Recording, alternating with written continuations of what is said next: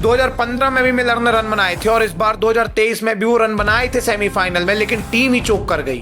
अगर सूर्य कुमार यादव लिटरली वो कैच नहीं पकड़ते तो मिलर ये मैच पक्का जिता देते।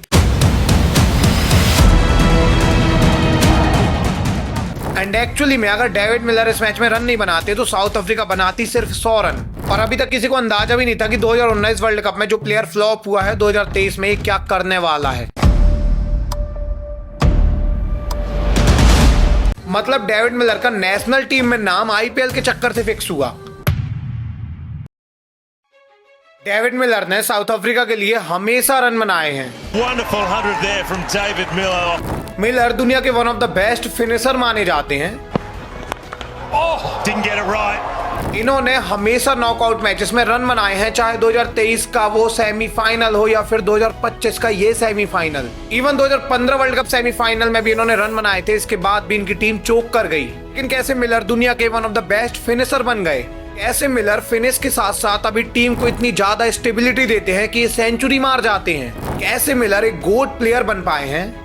आइए सब कुछ जानने की कोशिश करते हैं और आज के इस डिटेल्ड वीडियो में समझते हैं how David Miller become the loan warrior for south Africa team. देखिए, कहानी की शुरुआत होती है 10 जून 1989 को, जब एंड्रू मिलर और इनकी वाइफ जूलिया मिलर को एक लड़का होता है जिसका नाम रखा जाता है डेविड मिलर।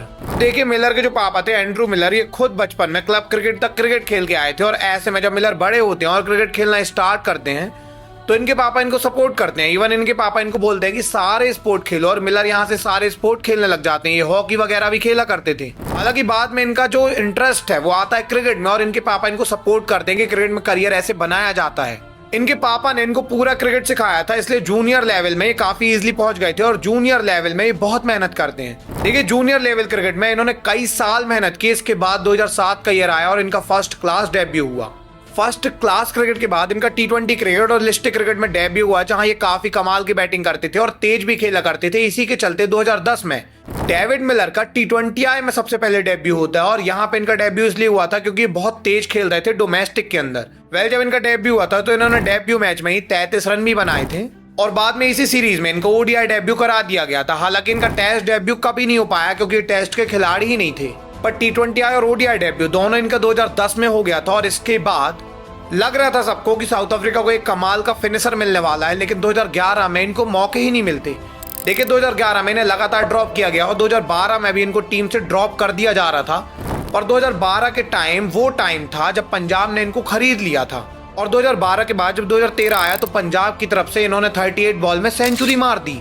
देखिए, आईपीएल में 38 बॉल में सेंचुरी मारने के बाद तो डेविड मिलर का नाम एकदम पीक में चला गया।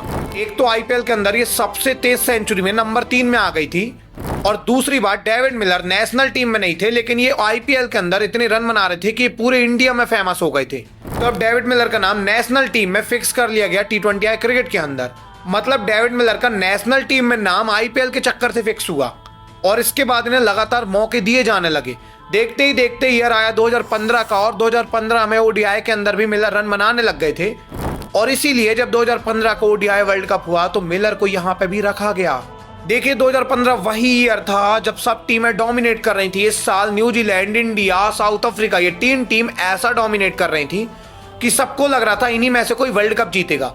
इवन साउथ अफ्रीका तो सबसे ज्यादा डोमिनेटिंग टीम थी क्योंकि इनकी स्क्वाड में सबसे बेस्ट प्लेयर थे उस टाइम के। बॉलिंग में डेल स्टेन, मॉर्नी मॉर्कल जैसे प्लेयर थे और बैटिंग में ओपन आते थे हसीम अमला, क्विंटन डिकॉक और फिनिशर में डेविड मिलर जैसे प्लेयर। इस समय सबको लग रहा था कि साउथ अफ्रीका इस वर्ल्ड कप में कुछ कमाल करेगा और साउथ अफ्रीका इजीली सेमीफाइनल तक भी पहुंच गया। फाइनली 24 मार्च का वो दिन आया जिस दिन सेमीफाइनल होना था और साउथ अफ्रीका के दिमाग में एक डर था कि सेमीफाइनल में वो हमेशा चोक करते आए हैं। अब साउथ अफ्रीका का सेमीफाइनल की कहानी बहुत पुरानी है जिसकी एक डिटेल वीडियो मैंने बना दिया, आप देख सकते हैं। डिस्क्रिप्शन में लिंक आपको मिल जाएगी। आई बटन में भी मैं लिंक डाल दूंगा तो आप देख सकते हैं इस वीडियो को। अब देखिए, होता क्या है कि साउथ अफ्रीका के ऊपर एक प्रेशर तो था कि यार सेमीफाइनल में हम हार ना जाएं और इसी प्रेशर में जब अफ्रीका की पहली बैटिंग आई तो हसीम अमला ने 10 रन बनाए, क्विंटन डिकॉक ने बनाए 14 रन। हालांकि एबी डिविलियर्स और फॉफ डु प्लेसी ने 50 मारी थी, लेकिन साउथ अफ्रीका को एक अच्छा फिनिश चाहिए था क्योंकि सामने थी न्यूजीलैंड। एंड न्यूजीलैंड इस समय 6 के 6 मैच जीती थी ग्रुप स्टेज में और न्यूजीलैंड के सामने कम स्कोर तो बनाने ही नहीं वाली थी ये।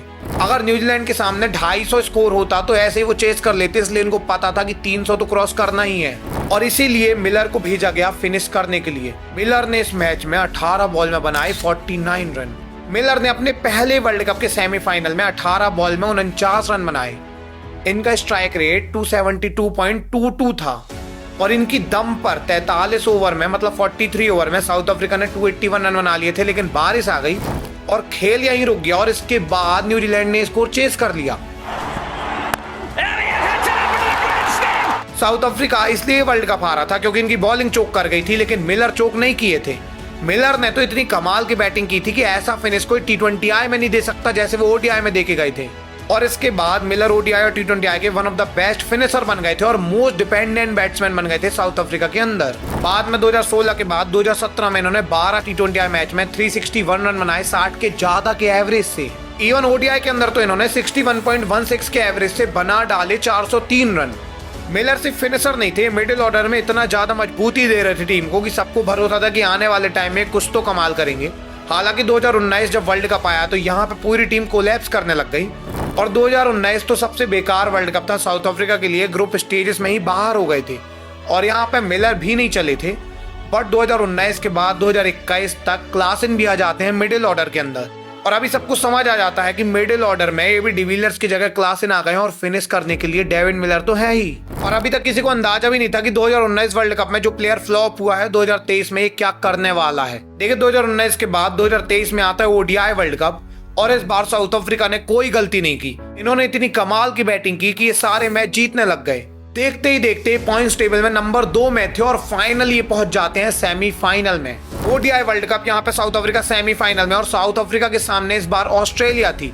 देखिए ऑस्ट्रेलिया को साउथ अफ्रीका ग्रुप स्टेजेस में हरा के आया था। इनको लग रहा था कि सेमीफाइनल हम ऑस्ट्रेलिया को इजीली हरा देंगे। हालांकि साउथ अफ्रीका के ऊपर वो प्रेशर था कि वो हमेशा सेमीफाइनल में हारते हैं, लेकिन सामने ऑस्ट्रेलिया भी थी जिसे वो हरा चुके हैं। बट इस मैच में भी साउथ अफ्रीका की बैटिंग चोक कर गई। ये पहले बैटिंग करने आए और इस मैच के अंदर भी 3 रन बनाते हैं क्विंटन डिकॉक। बवूमा ने तो 0 रन बनाए, मार्करम ने बनाए 10 रन, जैनसीन ने बनाए 0 रन। साउथ अफ्रीका ने 24 रन में अपने 4 विकेट खो दिए और फाइनल में ऐसा लग रहा था अफ्रीका 100 रन में ऑल आउट हो जाएगी। एंड एक्चुअली में अगर डेविड मिलर इस मैच में रन नहीं बनाते तो साउथ अफ्रीका बनाती सिर्फ 100 रन। देखिए इस मैच के अंदर डेविड मिलर जो फिनिश करने आते हैं, ये मिडिल ऑर्डर में बैटिंग करने आते हैं और इन्होंने 101 रन बनाए। इन्होंने साउथ अफ्रीका को 212 रन तक पहुंचाया और इसमें इनके 101 रन थे। बाद में इतना अच्छा स्कोर था कि साउथ अफ्रीका ये मैच जीतने भी वाली थी। इन्होंने 7 विकेट गिरा लिए थे। हालांकि ये मैच ऑस्ट्रेलिया जीत गई और एक बार फिर से साउथ अफ्रीका चोक कर गई, लेकिन मिलर चोक नहीं किए थे। मिलर ने सेंचुरी मारी थी नॉकआउट मैच में सेमीफाइनल में। 2015 में भी मिलर ने रन बनाए थे और इस बार 2023 में भी वो रन बनाए थे सेमीफाइनल में, लेकिन टीम ही चोक कर गई। 2023 एंड हुआ और 2024 में एक बार फिर से T20I वर्ल्ड कप आया और इस बार फॉर्मेट अलग था। बट इस वर्ल्ड कप में भी साउथ अफ्रीका ने डोमिनेट किया और इजीली फाइनल तक पहुंच गए थे। इवन फाइनल भी ये जीतने वाले थे। 30 बॉल में 30 रन चाहिए था जब क्लासन का विकेट गिर गया, लेकिन मिलर को उनके ऊपर भरोसा था। पूरी टीम को भी मिलर पर भरोसा था कि मिलर ये स्कोर बना देंगे और मिलर चाहते थे कि लास्ट ओवर आए तब मैं रन बना दूंगा और ऐसा ही हुआ। 6 बॉल में 16 रन बचे जब हार्दिक इनके सामने आए। इन्होंने पहली बॉल में एक शॉट मारा और ये शॉट कैच पकड़ लिया गया सूर्य कुमार यादव द्वारा, वरना ये मैच मिलर फिनिश कर देती। एक्चुअली मिलर ने ये चीज IPL में कई बार की थी। इवन IPL में कुछ ऐसे मैचेस हुए थे जहां 3 बॉल में मिलर ने 18 रन मार दिए थे और मैच फिनिश कर दिया था। और यहाँ पे तो 6 बॉल में 16 रन चाहिए थे, मिलर ऐसे ही मैच जिता देते, लेकिन वो कैच आउट हो गए और वो कैच भी 6 का कैच लिया गया। अगर सूर्य कुमार यादव लिटरली वो कैच नहीं पकड़ते तो मिलर ये मैच पक्का जिता देते, क्योंकि मिलर आज तक नॉकआउट मैच में चोक नहीं किए थे। लेकिन यहाँ पे मिलर आउट हो गए और इसके बाद साउथ अफ्रीका एक और फाइनल हार गई। देखिए यहाँ तक भी ठीक था। 2024 के बाद 2025 आया और यहाँ पे जब चैंपियन ट्रॉफी हुई तो यहाँ पे भी साउथ अफ्रीका ने डोमिनेट किया। साउथ अफ्रीका ने चैंपियन ट्रॉफी के भी सारे मैचेस जीतने स्टार्ट किए और साउथ अफ्रीका यहाँ भी सेमीफाइनल तक इतने इजीली पहुंच गई कि सबको लगा कि अफ्रीका एक बार फिर से शायद टूर्नामेंट जीत जाएगी। लेकिन सेमीफाइनल में अफ्रीका के सामने न्यूजीलैंड ने 362 रन बना दिए। अब 362 इतना बड़ा स्कोर था कि अफ्रीका चेस करने जब इसको आया तो इनके विकेट गिरने स्टार्ट हो गए और इन्होंने बहुत जल्दी विकेट लूज कर दिए। बवूमा वगैरह ने रन तो बनाए थे, लेकिन इतने धीमे बनाए थे कि लास्ट में मिलर ने 67 बॉल में 100 रन बनाए। इसके बाद भी अफ्रीका 312 रन बस बना पाई। मैच खत्म होने के बाद मिलर के चेहरे में मायूसी साफ दिख रही थी।